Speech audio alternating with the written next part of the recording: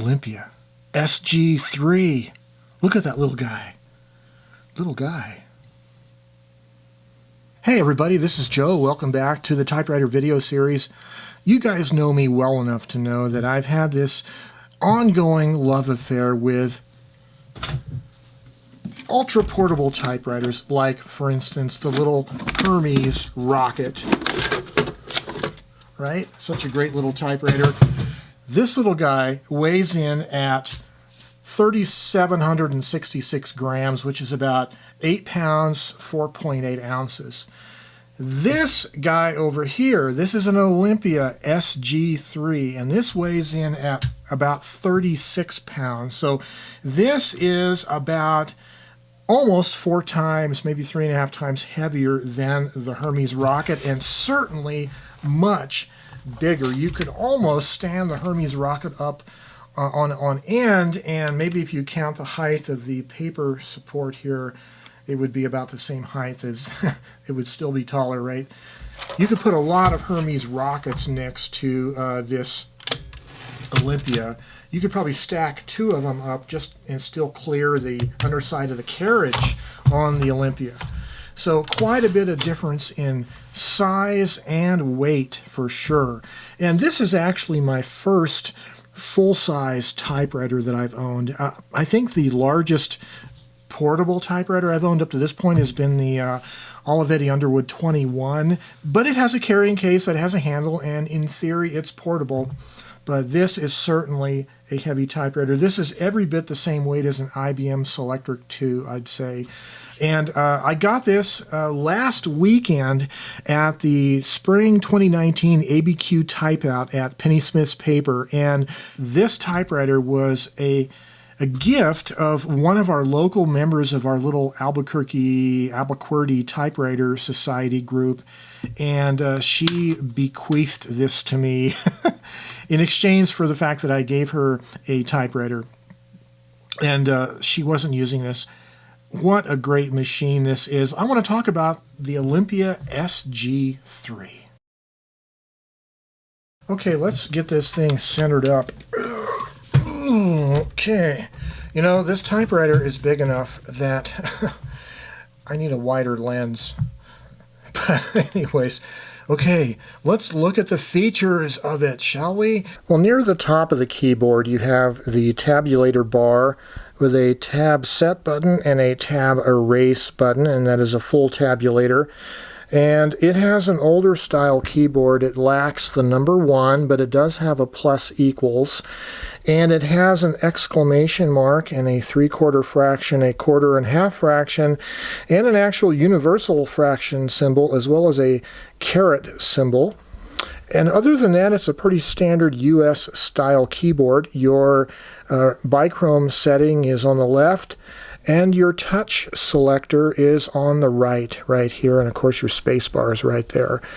Shift and shift lock on the left, margin release on the left. There is a backspacer on the right, and this button is a double space feature for double spacing the characters and the space bar. And the margin release key also serves as the key de-jammer for de-jamming type bar snaggles.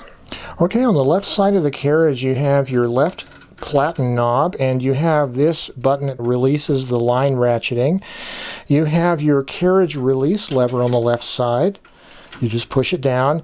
There is a dial indicator button for the line spacing selector, so it goes from 1, 1.5, 2, 2.5 to 3 lines. And this lever is for releasing the line spacing, ratcheting, and returning it. And of course your big carriage return lever. This lever in the back will clear all the tabs at once, and there's an identical one on the right side of the carriage. Up on the top of the carriage you have a really nice and hefty paper bale with these nice big grooved knurled rollers, and I like the way these supports here have a kind of a bevel on the bottom that you can get your thumb on it real easy. You have the paper guide on the left side here, and then your push and slide style margin settings. This machine has a 13.5 inch wide platen, And you have this really nifty paper support on the back. This will actually pop out. There's these little spring-loaded little grooves. You can pull this guide out. But it has also an extendable scale for setting the end of the line. Of course, the right side also has a platen knob. There is the pressure release lever. And this dial indicator right here that goes between 4 to 12, actually to 19, I believe, 4 to 19 on the scale here. This is how many lines the paper injector will set the page up when you first put a piece of paper in there. So you set a piece of paper in here, then you push this transmission shifter knob looks like a Hurst shifter out of a late 1960s muscle car. Anyways, that will load the paper in automatically up to a certain point, and you can set that point with this dial. Here is the right-hand carriage release lever. You simply push it down and it moves. And again, an identical one on this side of the universal tabulator release. So releases all the tab settings at once. Very simple, straightforward, beefy, solid, rugged carriage. Well, let's load a piece of paper in here. So I'm going to set the paper right back here and against the left guide. And I'm going to pull the injector lever, and it loads itself right up to whatever line position I had set on that knurled knob right here. I was doing some random test typing last night on this, the back side of a sheet of thermal paper. I'll talk about that in an upcoming video.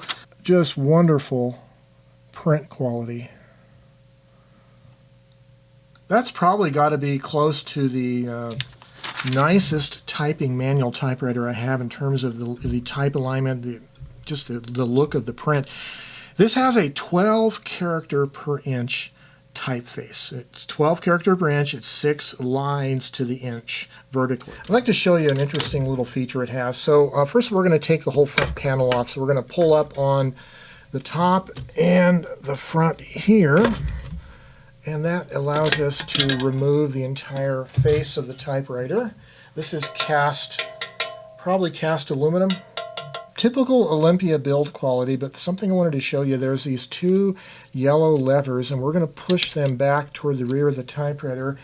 I'm going to grasp the carriage underneath it, and I'm going to pull the carriage off. Yes, it comes off that easy. Voila. And it gives you pretty easy access to the escapement, which is blue. This blue housing back there is all the escapement mechanism, so that's pretty cool. Easy to get into and work on, it really is. And of course, I'm just amazed by the build quality. So to put the carriage back on, you're just going to want to center this whole thing in here, this casting, like that, and pull these 2 yellow levers forward. And there it is. It works again. But what I also wanted to show you is with the carriage pulled off, this big round thing on the left here, this is the spring motor. And there is an adjustment, this ratcheting knob you can use to wind up the tension of the spring motor. And it uses a big, like a 1/4 inch or so, maybe 5 millimeters thick cloth strap. And you have access to all your pressure rollers and your escapement and all your carriage bearings for cleaning and lubrication. It's set up really well there. Let me set that aside. And also, these 2 plastic supports up here are your paper support, or your card guide, I guess you call it. But these are spring-loaded like that. And if you loosen or take off these 2 screws right here, this whole gray assembly with those 2 guides comes all off easy. So it's really easy to take the thing apart like that. I'm currently running a silk black-red ribbon from Ribbons Unlimited.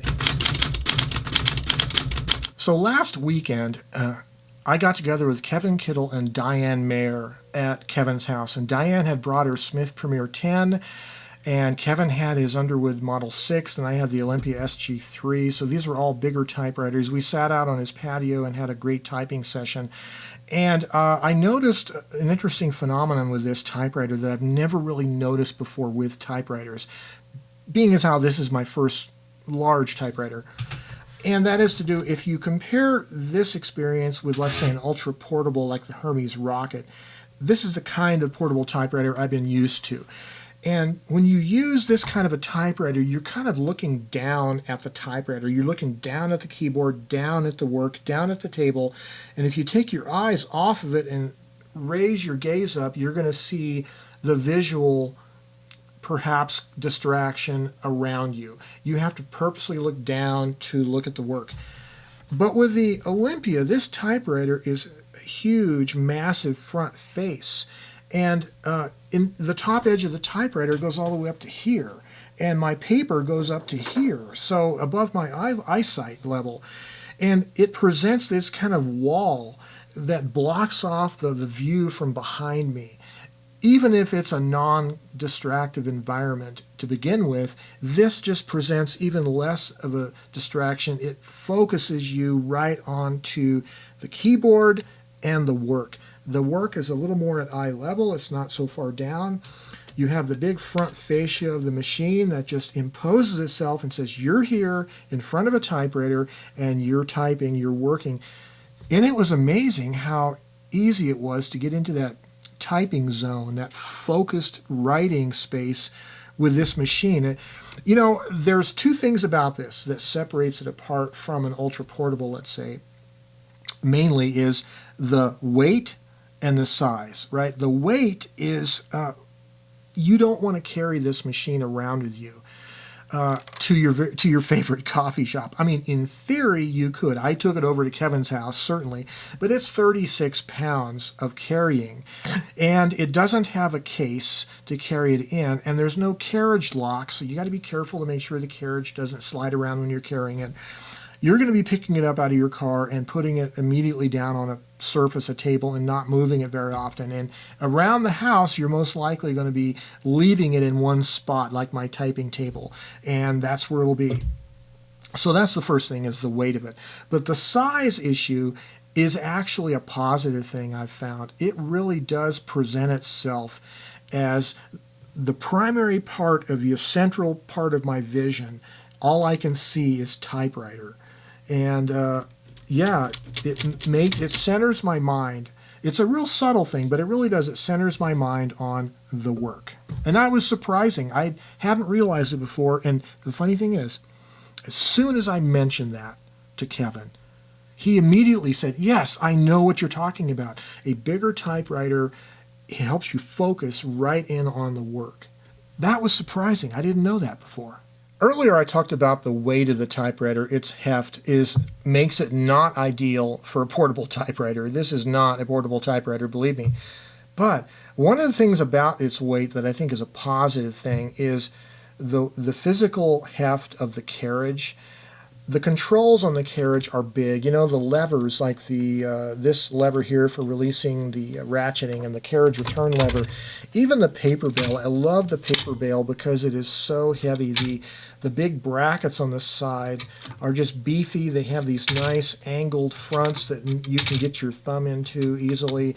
The big knurled rollers and the scale, the typing paper scale on the bail.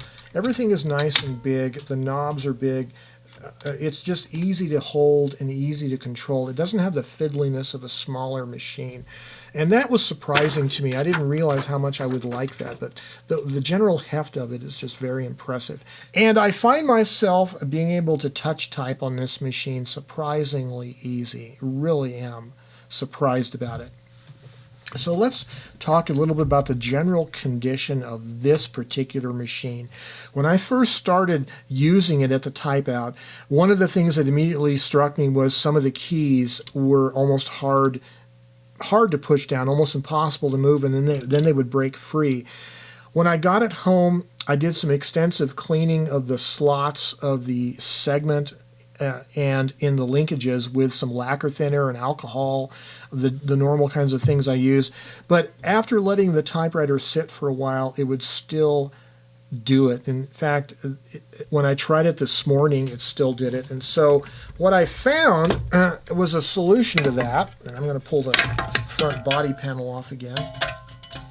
What was the solution to that was I found that underneath the type bars in their rest position, there is a gray rubbery piece that acts as a cushion. And what I discovered, there was this dark sticky substance that was all over that, and it almost looked like either soda, like Coca-Cola, or maybe coffee or something had been spilled in it at one time, and it just hardened and got sticky.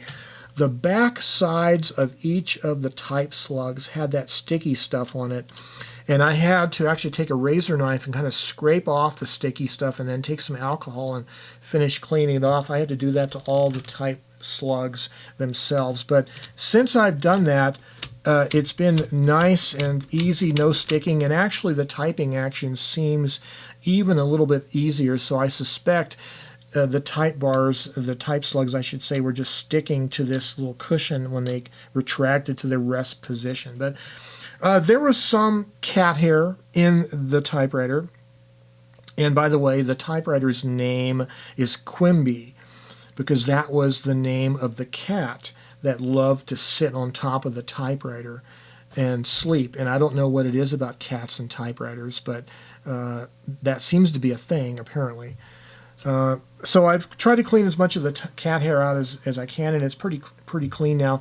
The platen looks in really good shape in terms of there's no marring from the type slugs, but it is a little hard, as you might expect at the age of it. But you know, apparently from having read the online manual for the SG-1 model, which is very similar, the platen is fairly easy to take off from what I understand. You unthread both shafts, both knobs, and their shafts unthread, and the platen pulls right out, supposedly. So I might get this resurfaced, recovered down the road.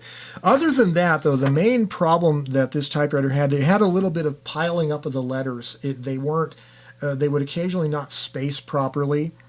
And I went in, I took the carriage off, and I degreased, cleaned, and re-lubed the bearings to the carriage itself, the rail bearings, and also the escapement. I had to do a lot of degreasing and cleaning of the escapement parts. But also the space bar, there are some little rubber gray shock absorbing cushions that are on the bracket below the space bar where the space bar lands at.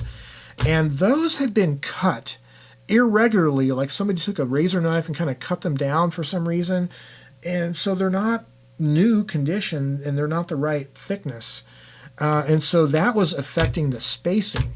And as it turns out, I mentioned this double spacing key right on the upper right corner of the keyboard. Then if you press it and hold it down, it enables all the characters to be double spaced. That's the only feature on this typewriter that doesn't work right now. And I've done a little bit of looking at what it would take to fix it. There's a little linkage that doesn't quite move far enough. But it looks like in order for me to fix it, I'm going to have to do some work on the escapement itself. And I don't want to do that because it types wonderfully. It doesn't skip.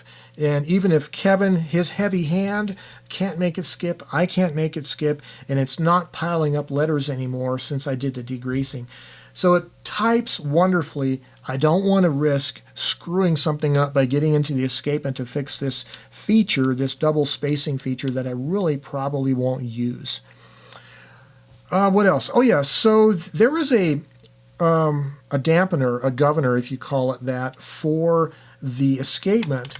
When you do a tab, when you do the tabs on a normal typewriter, let's say you don't have any tabs set at all. So all the tabs have been cleared, and you press the tab down, the whole carriage goes flying over as far as it'll go and hits the hard stop. Well, what they did with this Olympia is they have a governor, and the governor is in the escapement area, and it engages into one of the gears and slows down and regulates the speed of the carriage. See how that was kind of slow, and that there is a little governor. It's a little silver cylindrical thing with something in it. I don't know if it's a flywheel or little felt pads or leather pads or something in there, but it slows down the action of the carriage when you're doing a tab. But if you do the full carriage release, if I was to push the carriage release and hold it down, it would go crash at high speed. So it's cool that it has that little governor in there that slows it down when it needs to, and that's a really neat feature. Just parenthetically, what I noticed about this generation of Olympias is real interesting. Almost all the Olympias I've looked at, the main casting, the central frame of the inside of the machine is usually painted with this orange colored paint. It might be a lead-based paint, I don't really know, but it reminds me of the red lead paint that we used on ships in the Navy. Anyways, all these castings I've noticed have been red painted. They're nicely machined, wonderfully machined. And then this has a blue painted casting. Some of the parts are blue painted. The housing for the escapement in the back, as I showed you earlier, is blue colored. And then these wonderful yellow levers that you use to release the carriage. So just the colors of the mechanical parts of the frame inside here is just really interesting how they did that, and I really appreciate the engineering that went into that.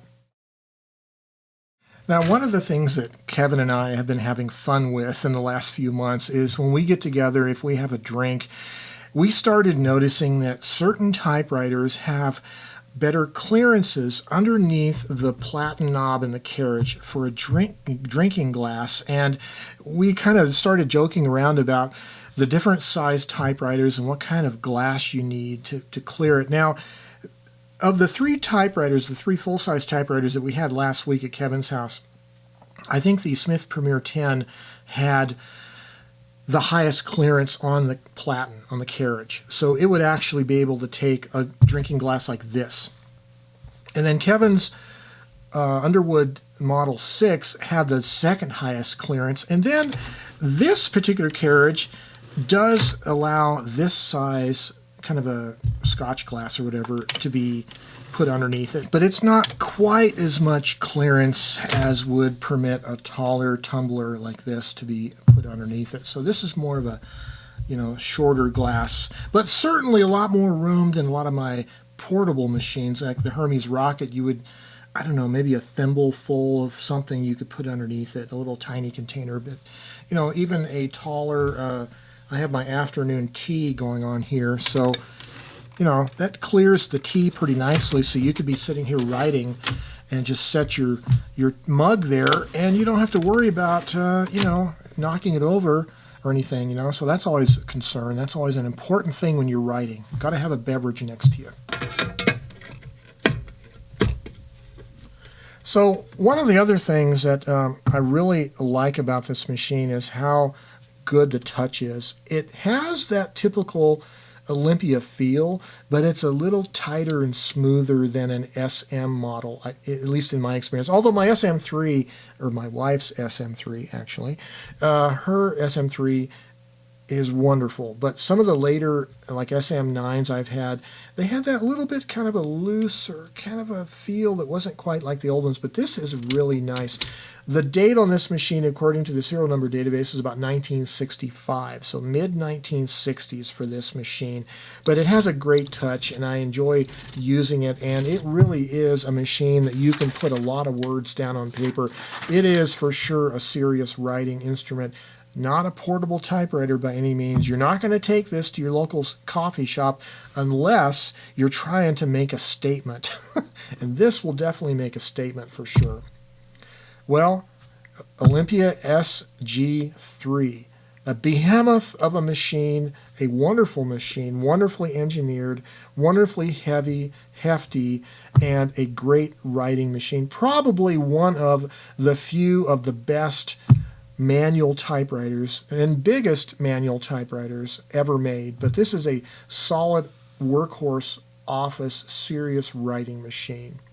If you guys got any questions about this, leave some comments down below, and thank you very much for watching, and stay creative, and until next time, have yourselves a great day. Bye bye.